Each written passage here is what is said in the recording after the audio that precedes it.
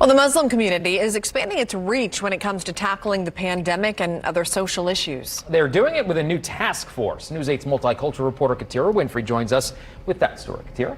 Well, Phil and Brooke, the task force has been around almost since the beginning of the pandemic, but in the last few months, it's growing its team and they have been able to do more. And while we see a light at the end of the tunnel, organizers say this work is just beginning. At sundown, Muslims around the world will begin Ramadan. Ramadan's a time where all the Muslims of the community, get together in congregation. Little to no Muslims had the opportunity last year. It's a month of fasting with the goal of building empathy while also praying that God, whichever you serve, answers prayers. For people of all faiths, lifting the pandemic will be at the top of the list. Muslim task force has not finished yet.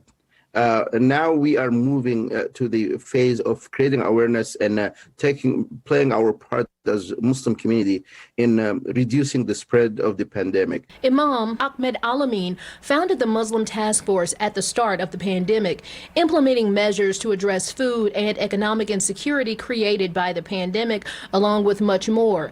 Eventually, the need grew, forcing the task force to expand, bringing in others with a mind for service on board. Service was my number one priority. It is critical for people to understand and trust the person who is conveying the message. But the work of service is extending past the pandemic, now also addressing issues around civic engagement, economic, social, and racial justice. The pandemic has opened up space for more conversations and action. Social justice issues, as Muslims, we believe, is not a black problem, is not a brown problem. It's a social problem, period. And when it comes to beating the pandemic, the entire society has to work together. Ramadan is the month in which God will answer all the prayers.